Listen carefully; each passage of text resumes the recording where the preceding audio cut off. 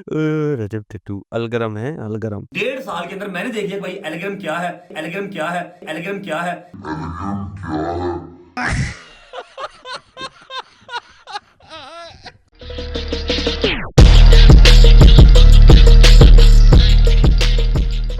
Okay so hello guys, welcome back to another video. और इस video में हम रिएक्ट करने वाले हैं अपने दोस्त को जिसने एक अच्छी सी वीडियो बनाई है जो कि डक्की भाई के ऊपर। आपको पता है कि इसके चोचले चल रहे हैं शाम इदरीस वैसे डक्की भाई, तो सारे व्यूज़ ले रहे हैं। मैंने कहा हम भी ले लेते हैं। बात तो सही है। तो ये एक तुम जो है ना समझ लो कि ये रिएक्शन वीडियो में से बनाता नहीं हूँ रिएक्शन, अगर अच्छा रिस्पॉन्स आ गया तो बनाएंगे, क्योंकि ये मेरा मानना ये है कि ये है लो एफर्ट कंटेंट। अगले के कंटेंट पे आप सिर्फ रिएक्शन दे के व्यूज़ बटोर रहे हो, है लो एफर्ट, लेकिन जिसकी एडिटिंग वगैरह अच्छी होती है उसके लिए तो नहीं है, जैसे मैं। तो ये है इसकी वीडियो जो कि लेटेस्ट वाली है, तो आओ देखते हैं, होपफुली मज़ा ही आएगा। Let's see. आज हम एक ऐसे यूट्यूबर की कहानी पर बात करने वाले हैं जिसने अपने ही हाथों अपना करियर बर्बाद कर दिया। ये वही शख्स था जिसने अपना करियर 2000 ये तो वैसे सही बात की, अपने हाथों से करियर बर्बाद किया है फैमिली व्लॉगिंग करके।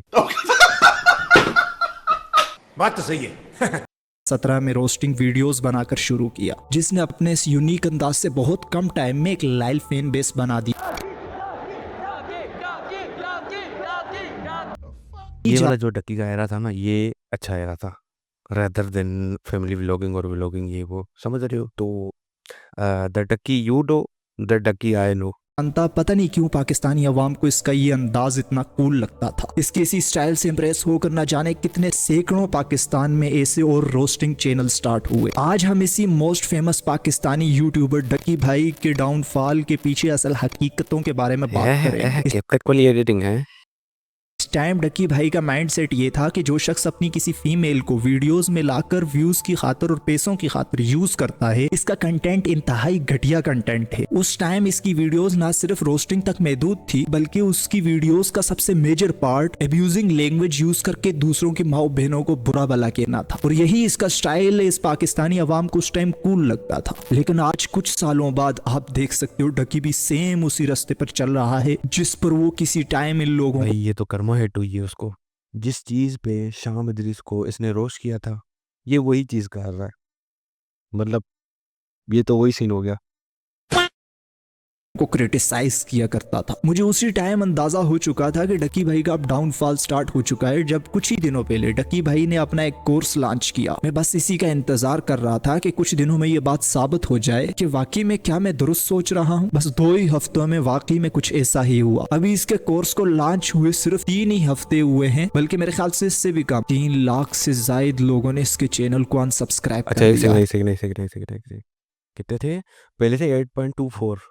8 भाई ये कम हुए हैं, बड़े हुए हैं? ओ अच्छा 2 डेज को सही मतलब 8.4 से 8.2 को अनसब्सक्राइब कर दिया। ये वही शख्स था जिसने 2017-18 में शाम इदरीस को इंतहाई तनकीद का निशाना बनाया अपनी रोस्टिंग वीडियोस के जरिए। बात करेंगे शाम इदरीस की। वो वीडियो सिर्फ एक मजाक नहीं था, उस वीडियो में मेरी इज्जत। भाई इस ये जो बंदा है ना, इस पे वो लगाना जो है ना सॉन्ग उज्जत है, वो आफ्टर स्काई फॉल, मतलब बैकग्राउंड में ये वाला गाना हो और इसकी फोटो हो या वीडियो हो, समझ रहे हो।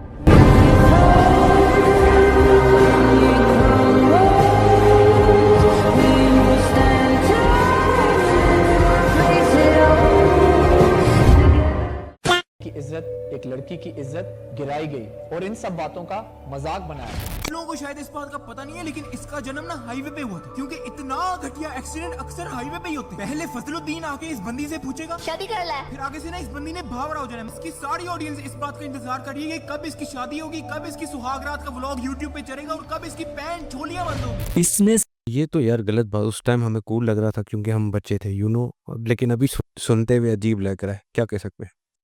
सिर्फ शाम इदरीस तक नहीं बल्कि उसकी फैमिली तक उसे बुरा भला कहा और ना जाने कौन कौन सी गालियां दी। और यही इसके यूट्यूब की सबसे बड़ी कंट्रोवर्सी थी। यह समझ लो कि शाम इदरीस ने अपनी वीडियो में बोला, अगर डक्की वर्सेस शाम वो कंट्रोवर्सी ना हुई होती, आज डक्की ना होता। कि अगर डक्की भाई वर्सेस शाम इदरीस कंट्रोवर्सी ना हुई होती तो आज डक्की भाई डक्की भाई ना होता। इसका मतलब ये कि इसके फेम पाने का एक सबसे बड़ा सोर्स वही शाम इदरीस के साथ वो कंट्रोवर्सी थी, क्योंकि उस टाइम पाकिस्तान में इतना ज्यादा ऐसा ही है भाई, ऐसा ही है। कंट्रोवर्सी से बहुत मतलब सब्सक्राइबर गेन कर लिए हैं, क्या बात है। यूट्यूब का रुझान नहीं था। इसी वजह से उस टाइम शाम इदरीस पाकिस्तान के मोस्ट फेमस यूट्यूबर्स में से एक यूट्यूबर था। इस टाइम शाम इदरीस अपनी वाइफ रोगी के साथ मिलकर फनी वीडियोस, प्रैंक्स और व्लॉग्स बनाया करता था। आप ये समझ लो कि डकी ने इसे डीफेम कर कर खुद फेम कमाने का पैटर्न यूज किया। जैसे एक फेमस इंसान का नाम अपनी वीडियोस में यूज कर कर रीच कमाई जाती है, सेम यही पैटर्न इसने यूज किया। ये वही शख्स था जो शाम इदरीस समेत कई और क्रिएटर्स को तनकीद किया करता था और ये कहता था कि शाम इदरीस अपनी वाइफ को यूज करता है अपनी वीडियोस में सिर्फ फेम और पैसा कमाने की खातिर। मैं मानता हूँ इसका ये पॉइंट ऑफ व्यू उस टाइम बिल्कुल दुरुस्त था, लेकिन इसका अंदाज इंतहाई गलत था। अगर वाकई में आपको किसी को तनकीद करनी हो तो आप सिर्फ उसे उसकी हद तक करो, ना कि उसकी फैमिली तक, उसकी माँ बहन की इज्जत को। कंट्रोवर्सी उस टाइम इस हद तक बढ़ चुकी थी कि इन दोनों की ऑडियंस भी इस कंट्रोवर्सी में पर्सनली तौर पर इन्वॉल्व हो गई और दोनों तरफ से पर्सनल एक दूसरे पर अटैक होने लगे और इसी वजह से शाम इदरीस पर कई पर्सनल अटैक हुए, यहाँ तक कि उसकी वाइफ को पब्लिक में मारा गया। हाँ, ये मैं काफी घूम रही थी। ये ही पंचर, हाँ ये सामने ये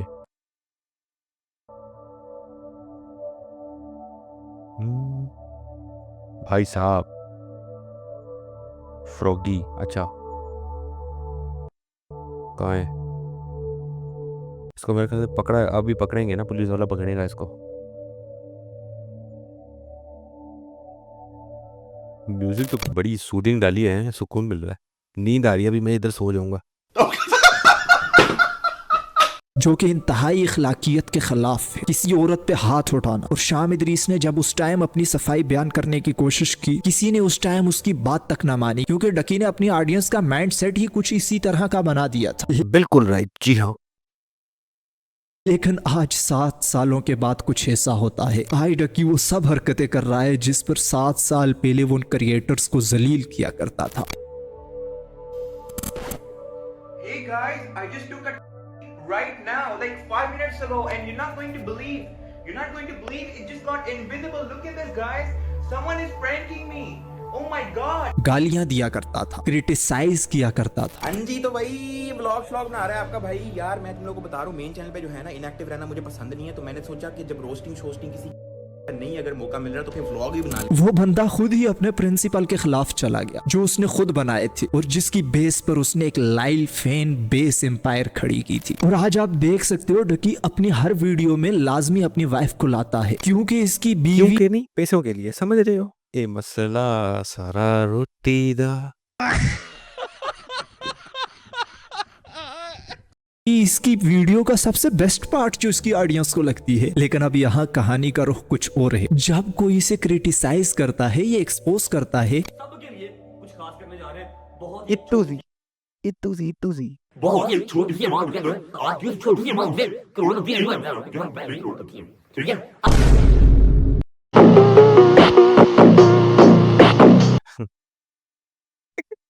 रजब टट्टू अलगरम है, अलगरम। 1.5 साल के अंदर मैंने देख लिया भाई एलग्राम क्या है, एलग्राम क्या है, एलग्राम क्या है।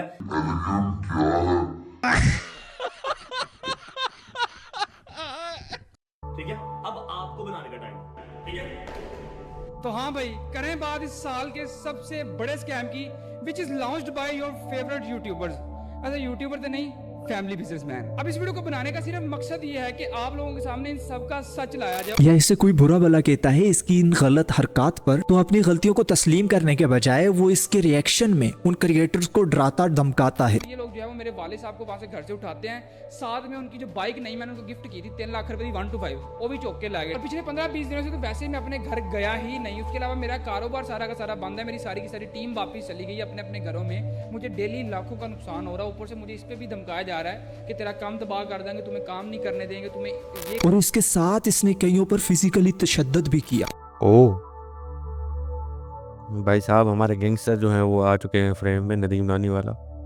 ओके ये बातें मैं सिर्फ खुद से नहीं बोल रहा, ये सारी की सारी बातों से सोशल मीडिया पिछले कई दिनों में प्रूफ के साथ भर चुका है। और ये सब तब एक्सपोज हुआ, जैसा कि आप लोगों को पता होगा, डकी ने अपनी एक टीम के साथ मिलकर एक कोर्स लॉन्च करके अपनी ही ऑडियंस को लूटने का एक प्लान बनाया, जिस पर एक यूट्यूबर तलहा रिव्यूज ने इससे प्रूफ के साथ एक्सपोज किया कैसे ये अवाम को इस कोर्स की शक्ल में लूट रहा है पैसा कमाने के लिए। जिसके रिएक्शन में स्कैम टीम ने इसके कुछ दिनों बाद तलहा रिव्यूज के वालिद को घर से गिरफ्तार करवा दिया और इसके घर पर छापे करवाए और इसे हरासा करना शुरू कर दिया, जैसा कि आज से कुछ साल पहले इसने एक और पाकिस्तानी यूट्यूबर बदला ब्रदर के साथ किया था। और इसी तशद्दुद के बाद थक हार कर उस यूट्यूबर ने फैसला किया पाकिस्तान को छोड़ने का। क्या आप ये कभी सोच सकते हैं कि कोई पैसा और फेम की खातिर इस हद तक गिर सकता है? और इसका यही बेनकाब चेहरा कई अरसे तक ऑडियंस से छुपा रहा और यही वजह है अब डकी की वही लाइल ऑडियंस इससे मायूस हो रही है। और वही लोग जो कभी इसकी हमायत करते थे, आज वही लोग इसे अनसब्सक्राइब कर तनकीद कर रहे हैं। तो कहते हैं ना, नाम बनाने के लिए पूरी उम्र लग जाती है, लेकिन उसे गंवाने के लिए चंद लम्हे भी ज्यादा होते हैं। इज्जत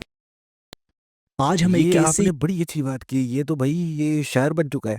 एक सेकेंड ये कहाँ था? तो कहते हैं ना, नाम बनाने के लिए पूरी उम्र लग जाती है, लेकिन उसे गंवाने के लिए चंद लम्हे भी ज्यादा। हाँ, क्या बात है।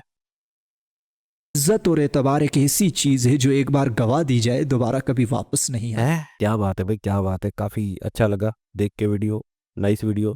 कमेंट भी कर देते हैं भाई नाइस वीडियो की इट अप से। चलो भाई, आज की वीडियो के लिए इतना ही और मिलते हैं दूसरी वीडियो में। और क्योंकि अभी कोई ट्रेंडिंग गेम चल रही है मेरे ख्याल से, स्कूल बॉय रनअवे। हाँ, तो उसकी ये रिकॉर्डिंग बंद करके उसकी वो करूँगा रिकॉर्डिंग, फिर वो भी वीडियो आएगी, देखना मज़ा आएगा, समझ रहे हो। बाकी मिलते हैं नेक्स्ट लाइव स्ट्रीम में वीडियो में, तब तक के लिए अपना ख्याल रखना। बाय बाय, अल्लाह हाफिज़।